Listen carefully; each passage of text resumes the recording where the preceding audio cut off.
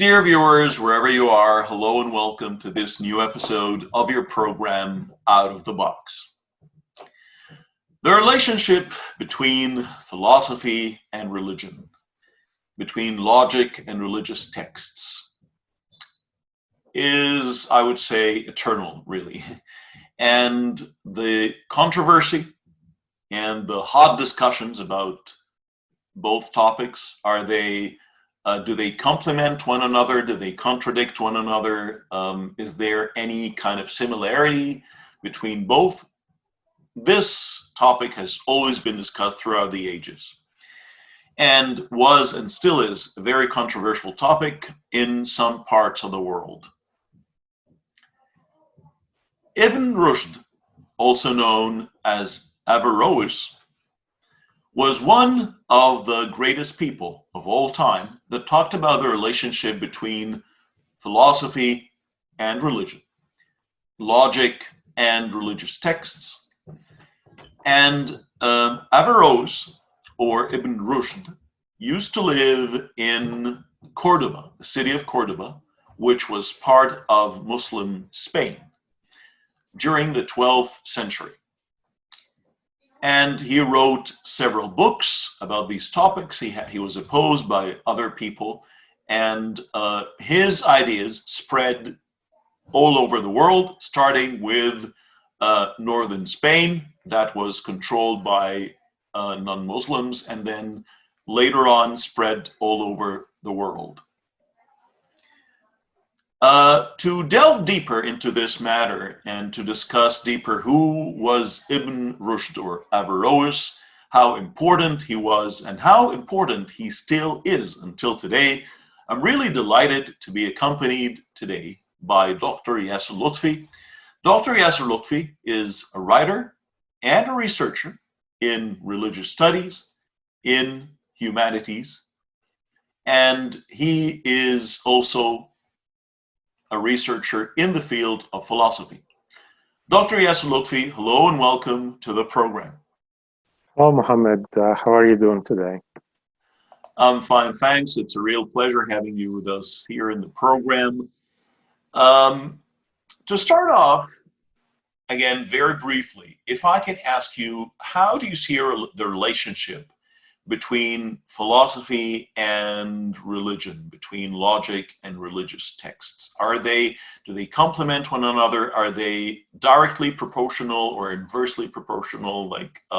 What is the relationship between both? Well, it's my view that the relation is not contradictory and not in harmony either. The relation changes from time to time based on political, social, and actually the circumstances at which we are investigating the matter. So in some or in certain times in history, we find this is going through a nice, harmonious way. In other time, we are facing difficulties in putting religion, philosophy together in the same kind of mindset. Mm-hmm. So it's like there's a rise and fall. There are like peaks and troughs. It depends on the time and the place.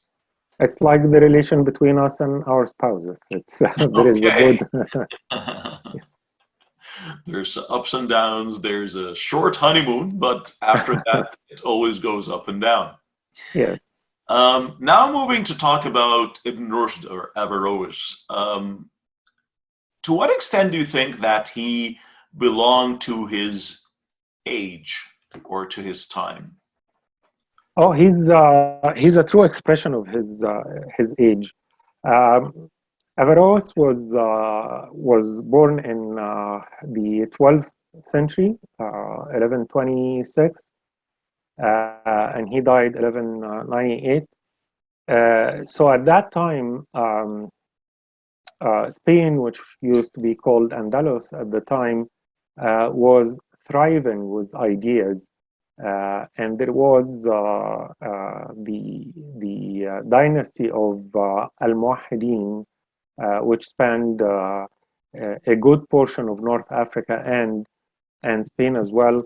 And it was prosperous time, and it was time to talk about philosophy and the relation between philosophy and religion.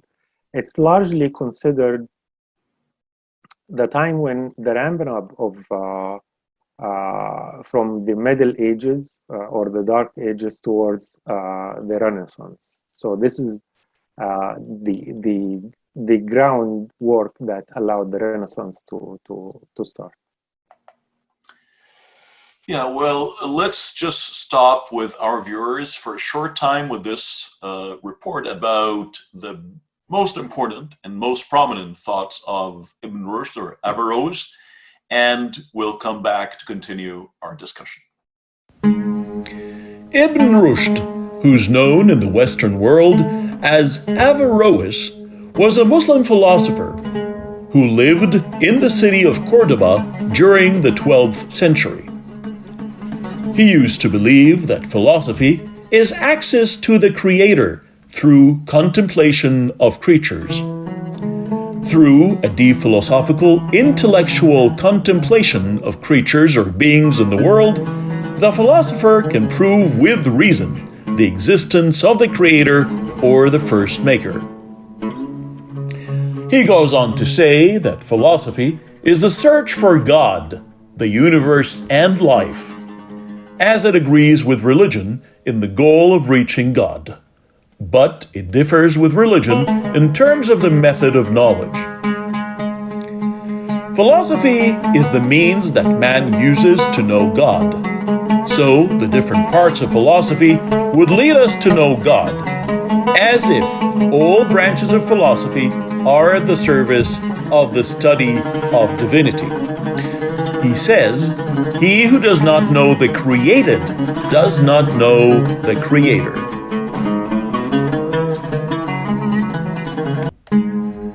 Therefore, according to Ibn Rushd, philosophy is obligatory by religion because it seeks to know God.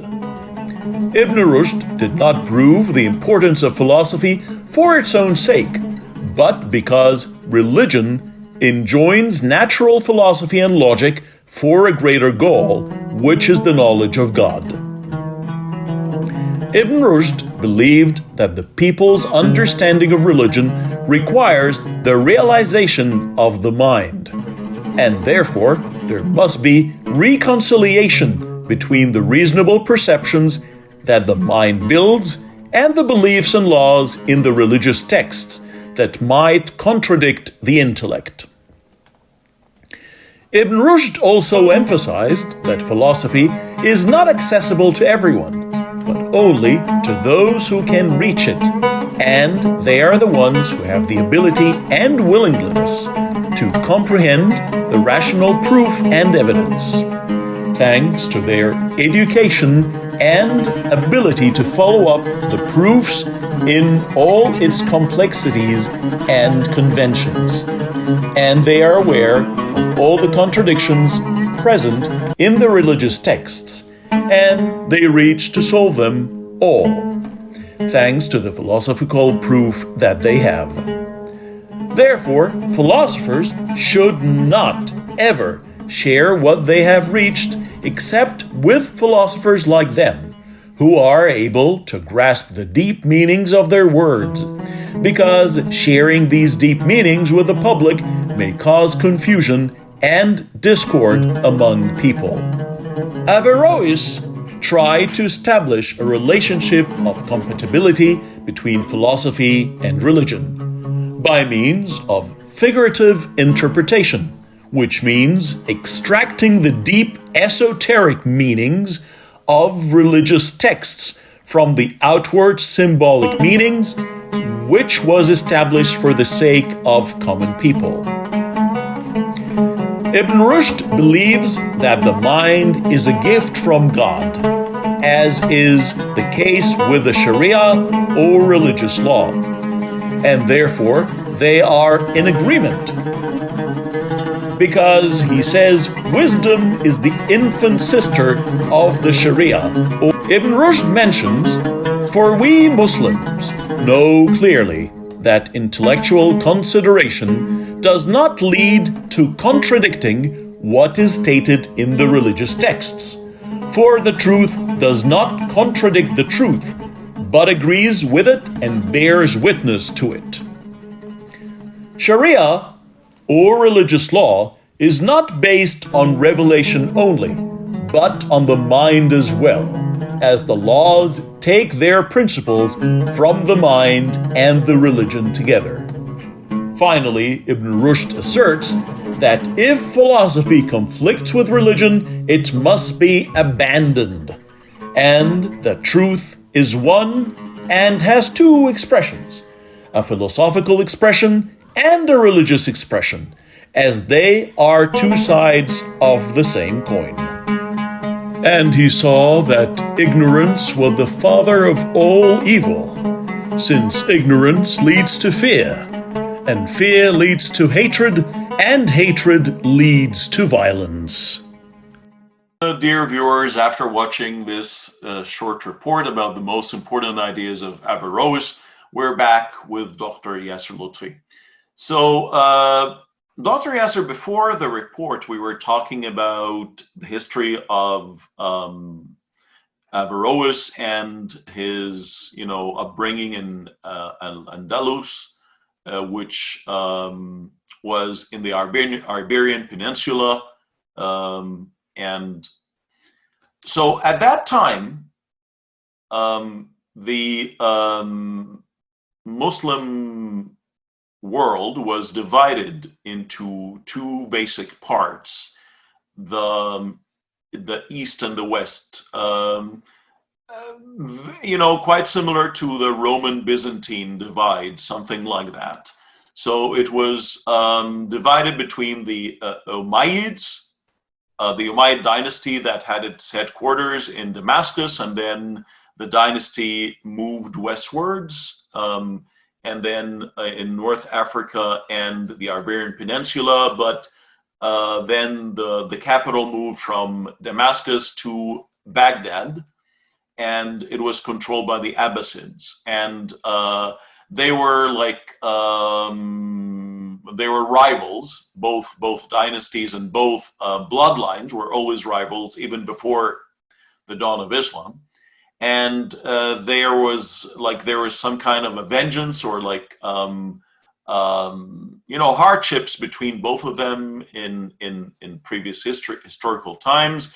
The Abbasid Empire had a mix of the Arabs, the Persians, the Seljuks of Turkish origin, and so on and so forth. While the Umayyad was bordering Christendom, basically, and bordering Europe. And then a lot of people see that the ideas of Averroes were the first spark for the Renaissance later on that was to come afterwards. To what extent, again, did the location play an important role in the ideas of Averroes, and in the ideas of his opponents on the other side? Well, the main rival for Averroes was Al-Ghazali, and Al-Ghazali was living in the Middle East. As you said, those were the times of clashes of ideas and were the times of great wars. So this is the time when the Crusaders were in the Middle East. The area that's known now as Israel or Palestine was conquered by the Crusaders, and Al-Ghazali was living at the time in Egypt, and his ideas reflected more of trying to stick to the cores of Islam and trying to tie Muslims hard to the core of Islam. Mm-hmm. While the ideas of Averroes were more of liberal thinking and free thinking in order to build, more of a wider and more free societies. So Averroes actually talked or studied philosophy more, and he was highly influenced by Aristotle. And most of his work will be reflected. He was deep into philosophy, and you will see kind of contrast between his ideas and the ideas of the main rival Al-Ghazali.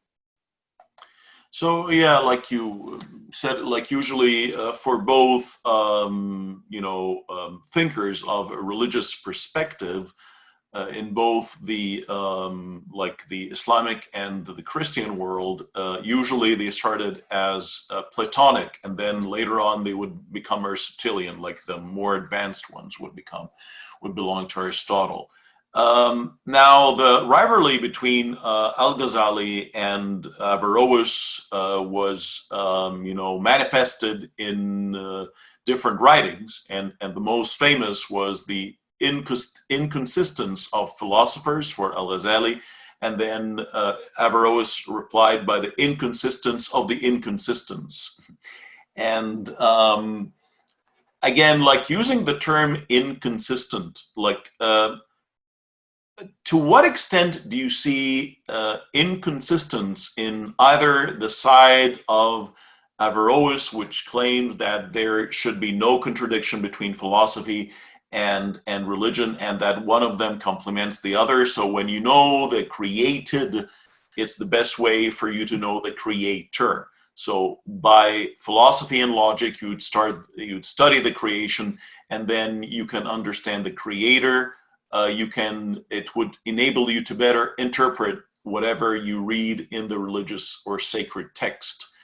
But on the other hand, the other sort of classic school would always, look with more respect and give more value to, inherited traditions, and would give more value to older texts than to logic.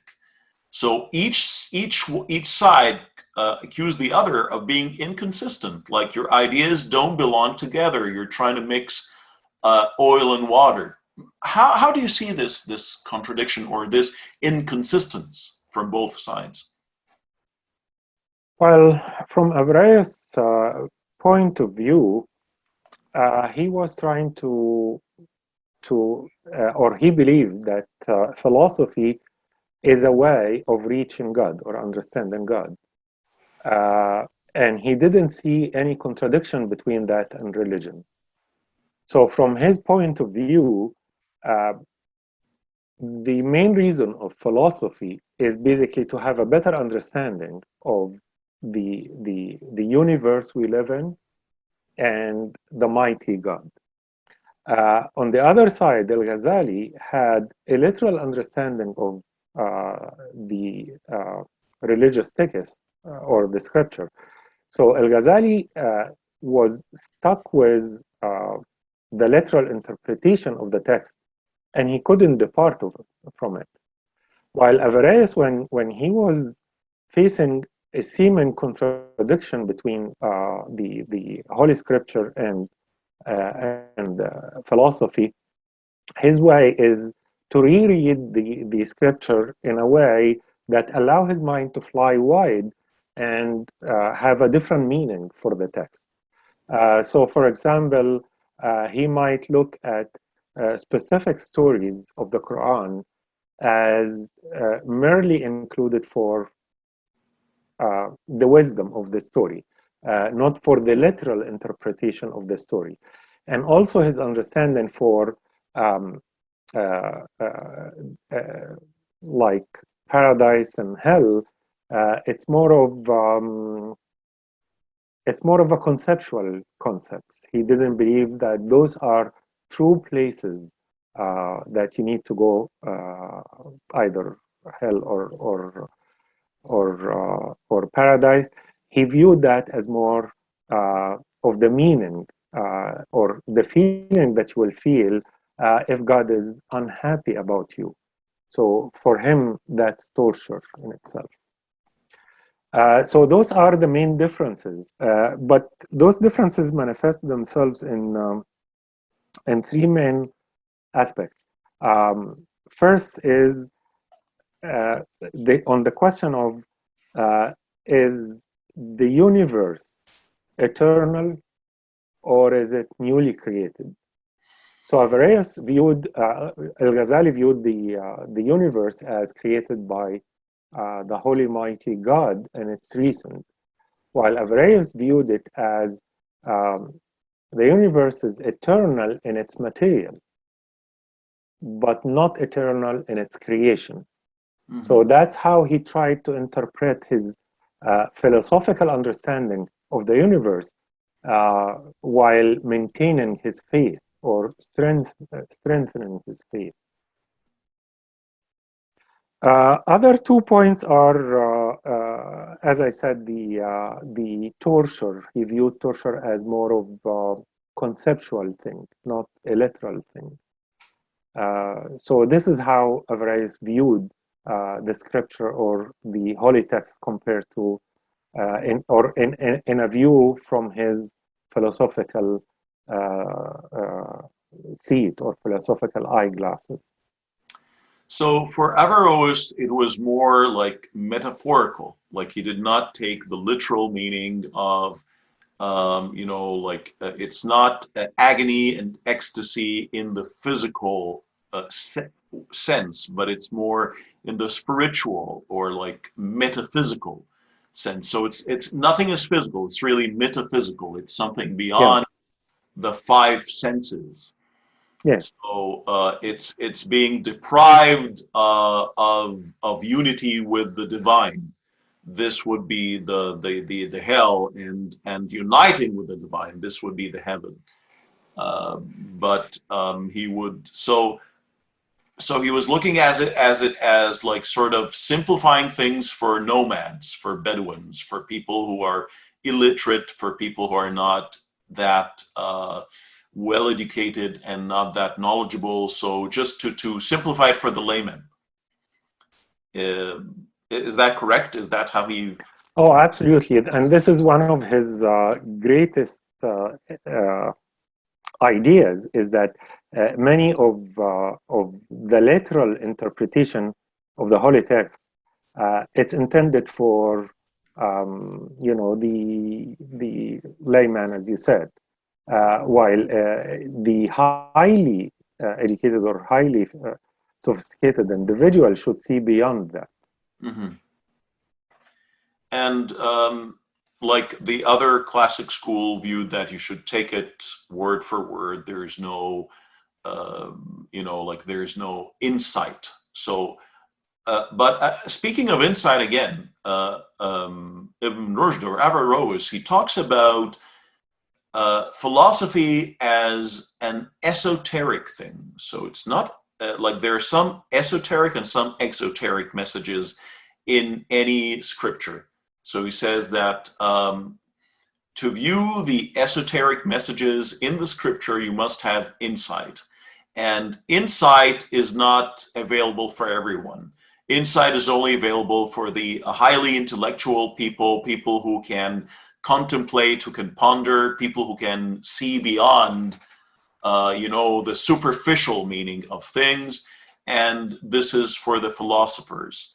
And he said that philosophers actually should not share everything they know with the public, because this might cause like sort of social unrest and civil strife and so on.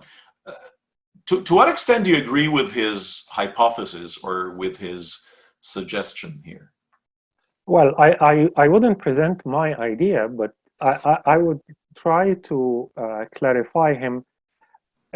He presented, or he was criticized by offering multiple versions of truth.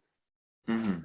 And for those who didn't appreciate his writing, they said truth is one thing, it's unique. There cannot be multiple truths. And in reality, he used the term truth, but he didn't use it with the meaning of truth as the more you read from him, he meant more conveying the truth. So he defined 3 levels of truth or conveying the truth. The first level is for the highly intellects, and the last level is for the layman who just needs something at the end of the day to know what he's supposed to do with his life. And with another level in the middle. But those are mainly describing what level of argument you should try to use based on the audience rather than changing the reality. It's not changing reality or truth, it's changing your approach to convey the reality of truth.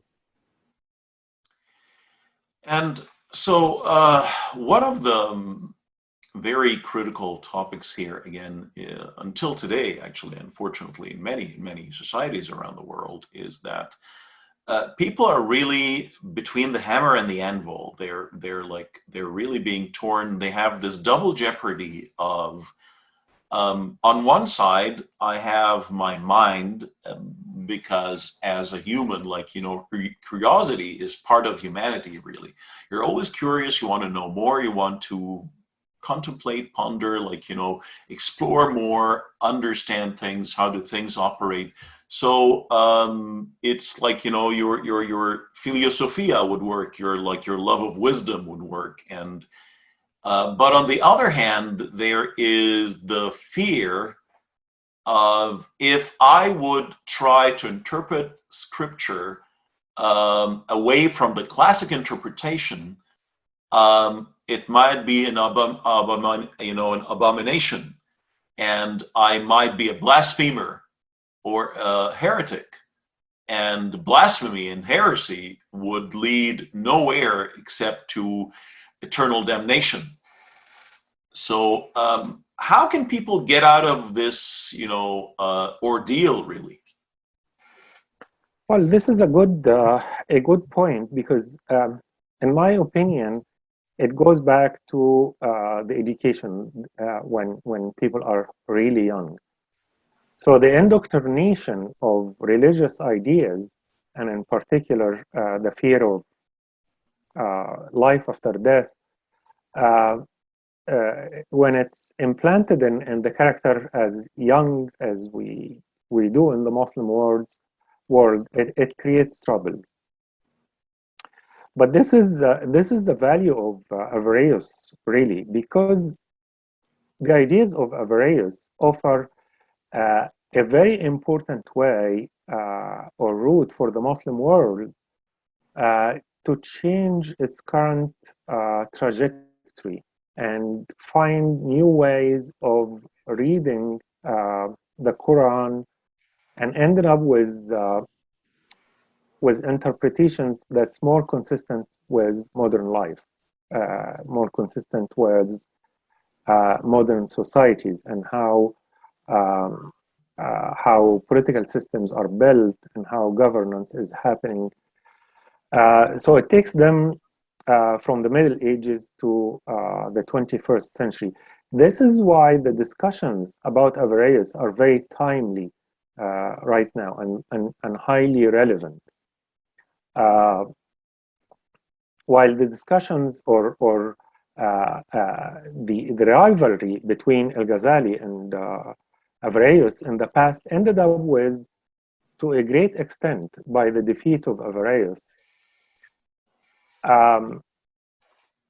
In the last probably 100 years, we can say clearly that the Muslim world is suffering from the domination of the ideas of Al-Ghazali or Ibn Hanbal or the Salafi Wahhabi or Ash'ari ideas.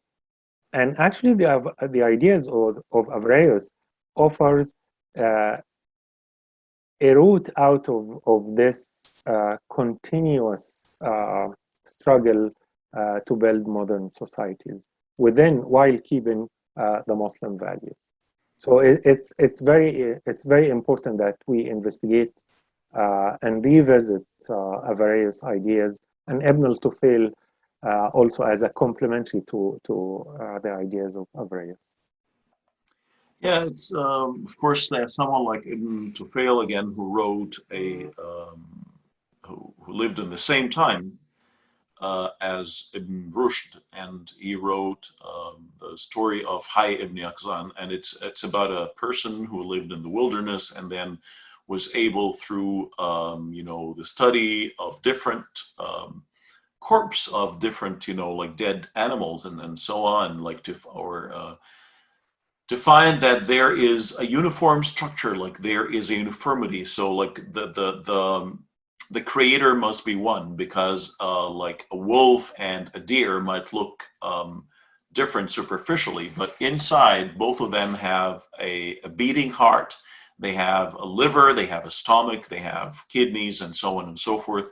The same thing with a tree, or like with flowers, they have petals, they have leaves, they have stems, and so on and so forth. So then there is one code actually, and this code comes from a creator.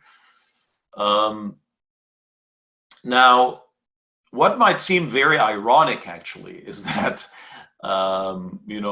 these ideas that were rejected by the Muslim world, who and by specifically by people in Cordoba or Andalus, who was at war with Christendom, or basically northern Spain or northern Iberian Peninsula. These ideas were a major booster for their rivals, for their enemies, for like Christendom, because those ideas were taken and they were further studied and regarded with a lot of respect, really, in Western Europe, and to the extent that we have someone like Raphael, one of the most prominent painters of the Renaissance, in one of his paintings, which is the School of Athens. In the painting would have all major scholars of the School of Athens, headed by Socrates, Plato, and so on. But at the same time, you in that picture you see someone with a different complexion, with different clothes, someone who looks very different from everyone, and he's just sticking his head out and he's reading a book with the others, and this person happens to be Averroes. So to what extent really did Averroes affect the Western world, and to what extent he played like a pivotal role in the Renaissance? He played a great role. At the start, the Vatican refused him, and they didn't want his books. In the Muslim world, his books were burned, along with like books on magic and. But then, even now, like most of his books that reached us, it didn't reach us in his Arabic writing.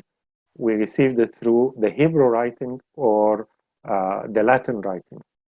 So it was translated to Latin, Hebrew, and many European languages. So his books, and we have to see this because his books in medicine continued to be a reference book in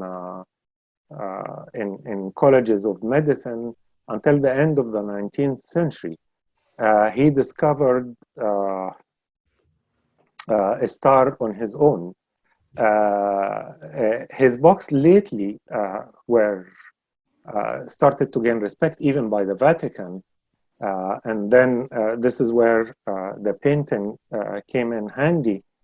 And it played a big role in laying the ground for the Renaissance. In fact, if you look at the writings of the Enlightenment period, you will find some similarities with the way Ibn Rushd Averroes did his work on philosophy. So it did have a great impact. Sadly enough, he was largely ignored by the Arabs and the Muslim world. And it's only starting to come back um, when we started to see the failures of, the ideas proposed by the Salafi, Wahhabi, Ibn Hanbal, Ash'ari systems, where we are starting failure after failure in creating societies that's in harmony with its life, with its realities, with its day-to-day life and political system, and the universe we live in. So in Europe, like the Renaissance, like the creation, the rise of the Renaissance, and then the Enlightenment, and followed by the Industrial Revolution, and so on and so forth. All these came hand in hand with the fall of the Inquisitions. And the Inquisition was basically like, these tribunals, like these religious tribunals that were held for people who were accused of, not performing the rituals in the proper way or not having deep faith within. It started basically in the Iberian Peninsula because you had newly converts to Christianity from either Jews or Muslims who preferred not to leave and to go to Northern Africa and so on, or who are not in fear of being prosecuted, so they would convert. But these these tribunals later on went to the north of Europe. Went to France and so on and so forth. And this was like the view was a very dogmatic view. It like they were bigots, really. They would not take no for an answer. Like discussion is not allowed. You have to take text. Text is sacred. And they were like the initiators again of the Crusades, the different Crusade campaigns and the indulgence boxes and so on and so forth.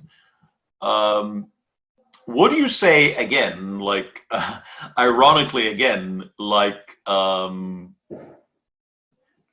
while the Arab Muslims gave the ideas of Averroes, who led to the rise of the Renaissance, they exchanged that for the Inquisition, to move to them, and which we might still have today, maybe not in the very literal way, but we have these inquisitions in the minds of people.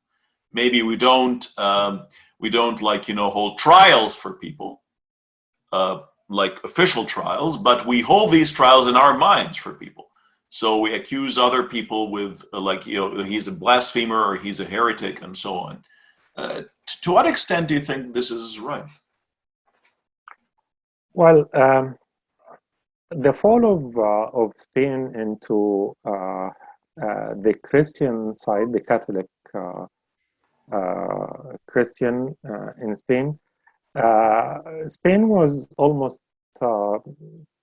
halfway Muslims, like at least 50% of the population were Muslims. And the new rulers needed to do mass conversion. And the problem at certain points of history, people distrust anyone who doesn't look like them or doesn't believe in everything they believe in or doesn't speak the same way. Like, you have to be in absolute compliance, or you must be you must be my enemy or something.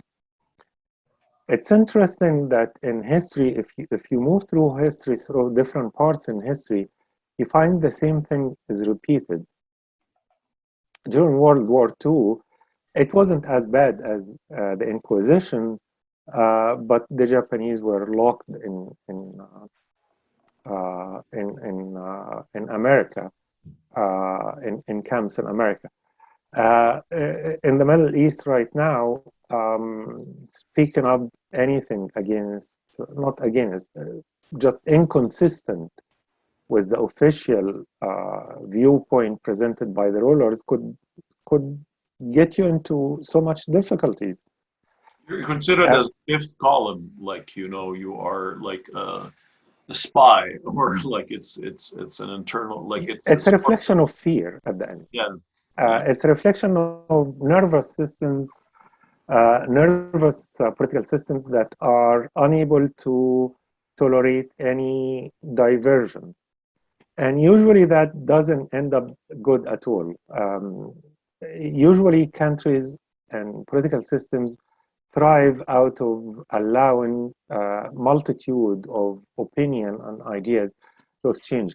And the market of ideas, usually when it's open, usually it ends up developing more moderate ideas that represent a mixture of the ideas that used to exist at odds and while polarized.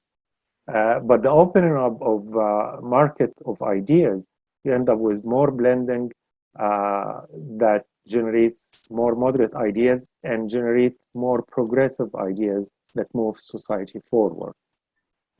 I'm not sure the audience are sufficiently aware of the Inquisition, and I hope at one point of time you dedicate one episode for the Inquisition. Yeah, definitely. It's a very big topic. It was a game changer, actually. Really, the introduction of the Inquisition and the fall of the Inquisition, really, because there is, unfortunately, throughout history, there is always the conflict between the clergy, or the religious authorities, and they always tend to be in the very extra conservative side. So they're against all forms of change, or liberal ideas, or anything that is just like the name of our program here, that is out of the box, really. They're always it's also very interesting how Muslims and Jews were very close during this part of history, and how they helped each other escape or hide. So you look at what's happening now and you say, well, history is very interesting. Absolutely. Yesterday's friend can be today's foe, and the other way around. Which sometimes seems so absurd, really, when you see all the different conflicts today and the atrocities that people are facing. It's really absurd, and that's even what led to the rise of absurdism. And you had people like Albert Camus and so on. Like, those people didn't come from nothing, really, because of how absurd things are starting to seem. So to just a regular person, how can they overcome, the fear? Because this is the most important thing, because in the Western world, with the Cartesian doubt, and Rene Descartes said, "I think, therefore I am," and so in his, everything should be analyzed and everything should be put to the test. No matter how much you believe in things, this does not mean that you will still not test it.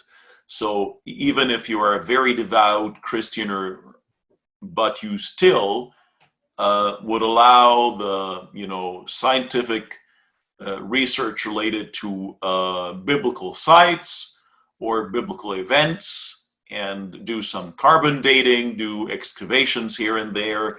And if you find that something is wrong, this does not mean that you will by default become an unbeliever, but you will start to reinterpret things. And maybe actually the mistake is not in the text, but it's in my understanding of the text, and so on and so forth.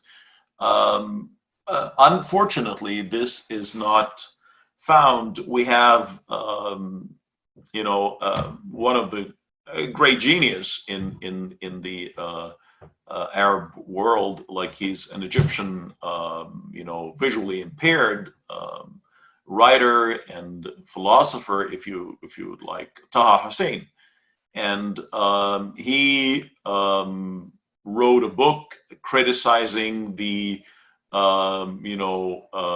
pre-Islamic poetry, and he said that the poetry that we receive today is very inconsistent, and actually the poetry we receive today from the pre-Islamic era was actually fabricated after the Islamic era to just show that people pre-Islam were like barbaric.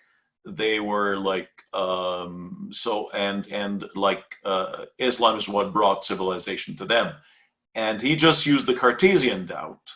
He just analyzed everything, but he was called a blasphemer, a heretic, an infidel, etc., etc., etc. How can we break that? We still have issues. Like, I guess you remember the assassination of Farag Foda and the blasphemy statement on Nasr Abu Zaid. So even those people are highly religious. They just have a little bit of difference from the mainstream, and they cannot even publish or live or preach for their ideas. And there is a role that the Western society needs to play to support the Muslim world to open up and allow ideas that may not be consistent with the clergy view of the literal interpretation of religion, but allows minds to open up, and it creates this free market of ideas. In my view, the more we do that, if they just allow us the tiny bit of space in the media to reach people, while keeping all religious media as it is, but that will allow the dogmatic beliefs at least to relax, and instead of reaching a total certainty that someone wants to blow himself up and he believes in a few seconds he will be meeting 70 virgins. Right now, this is the only view people can hear. If they start hearing multitude of views and discussions, that can soften the dogma to a great extent. And that's very important because it drains out the swamp of ideas, of rotten ideas. And that will not happen without opening the media. Right now, the marginal media, I call YouTube and Facebook and other outlets where we can convey some ideas, but we don't reach the mass. We need to be able to reach wider level of audience. And I do believe that the Western countries have a role to play in pushing up for governments in the Muslim world to open their outlets for people like you, like me, to be able to speak up and describe to people, to the layman, that this is not the only way to read your text. And in fact, if you read your text this way, you will fall into this and this and this trap, which many people cannot do that on their own. I think a very major problem that started with all religions, Islam included, and is this idea of a universal message and the idea of preaching and the idea of professing even. exactly, and the ideas of missionaries and like taking the light to the rest of the world. And then there is only a single path to be saved. There is a single path to salvation. And there's a very, very narrow road to paradise, and it's totally it's an unpaved road, and you really have to watch out for all the different wolves coming from here and there to snatch you and take you away from it. This is the idea that people have in their minds. And unfortunately, when you ask for some kind of advice from a religious figure, they would give it to you more in an arbitrary manner, really. And it's because they would, intentionally conceal some parts of the truth, or while revealing others. So, for instance, if I ask you about what is the meaning of the word two, if you really want to give me a proper answer, first of all, you must identify which two am I talking about. It is the TO, or is it the TOO, or is it the TWO? But the man of religion, just to keep his followers and not to deviate from the mainstream, he doesn't want to go astray from his point of view. He would just give you the definition of TWO. So he'd tell you TWO is two. And that's it. While he knows very well, deep in his mind, that there's TOO and TO, but he chooses not to reveal them. And this is where the biggest problem is coming, really. Like, this arbitrary. Yeah, this is a problem with clergy since ever. They present one version of what they believe is reality, and they tell you this is the total thing. This is everything there is to understand. But those approaches, and it's really problematic in the Middle East, but it is existing in North America as well, and it's existing with the Muslim community in North America as well as some of the Christian communities. And the idea, again, is to have an open market of ideas. I mean, I wish we can be invited into churches and mosques to have discussions, to debate. Because in many cases, our biggest problem is we don't have venues to deliver our message. And our message is not complex. It's actually, it's simple, and we can uncover some of the mistakes, or intended mistakes, or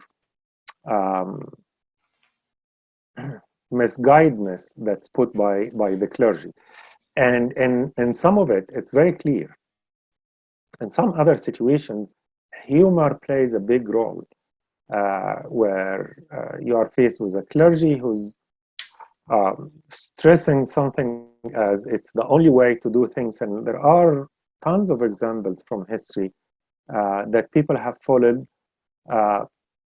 different ideas, different philosophical ideas, and different sects, and they lived, and they thrived, and they built countries, and that didn't stop them from thinking and building and creating a civil society.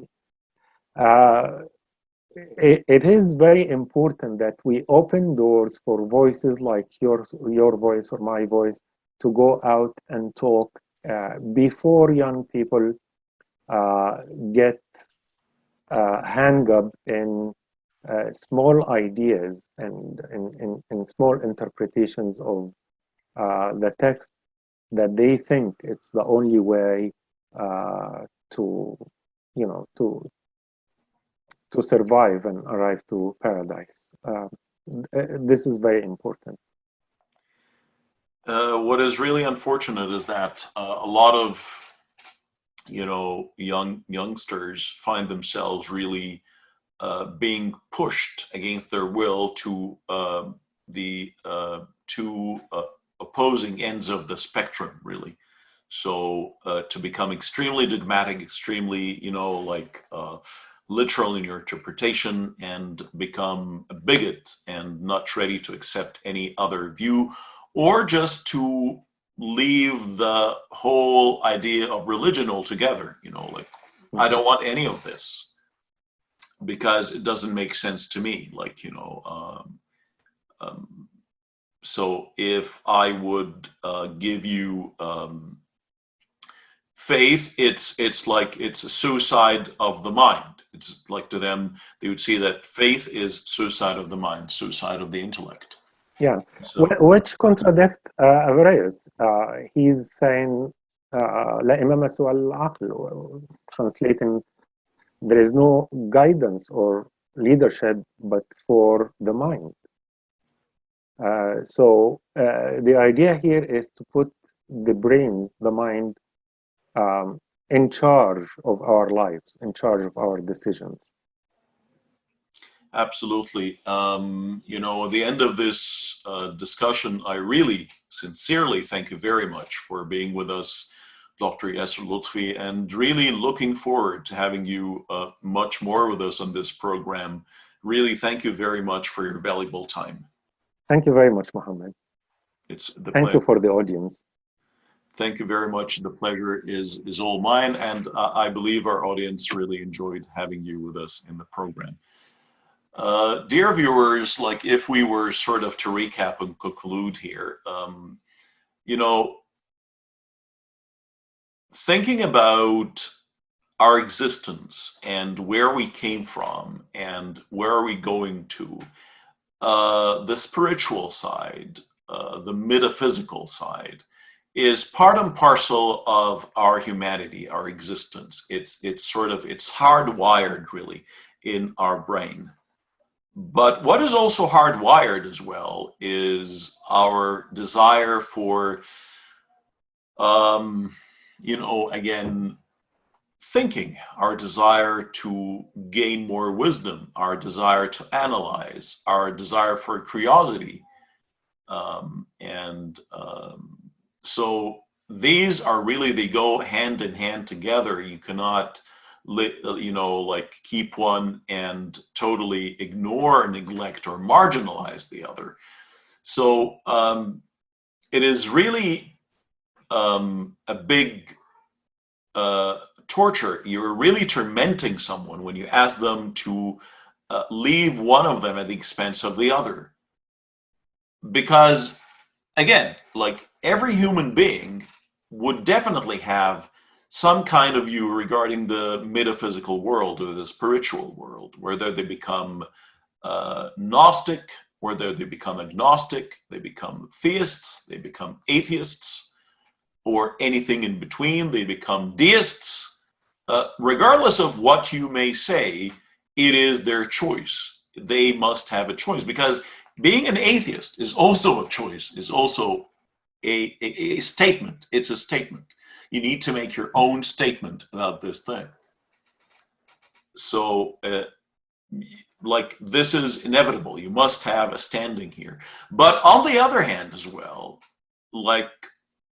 you must have a tendency towards being more liberal, more conservative. You want to be cynical. You want to be skeptic. You want to be communist, capitalist, regardless of whatever you want your choice to be, really. But you must have a choice you must have a perspective. You must have a perspective as a human being. And again, two people walking on opposite directions, they meet here in the middle and they see a number. The guy here says it's 9. The other guy over there says it's a 6. Who's right? Actually, both are right. depending on their standpoint, their perspective, really. So both are correct. One sees an M, another sees a W. Both are correct as well. So you can't deprive me from seeing things in a different way, because this is part and parcel of humanity. It is really about time that we end this artificial conflict. This is artificial. This is man-made. It's not natural. In our instinct, we are born this way, with both a view for existence, for metaphysics, and also a view for interpretation, for logic. So please, out of respect for humanity, it's really about time to give freedom to both, to strive and to complement one another, to integrate and not deviate from one another and then come back again with a big clash.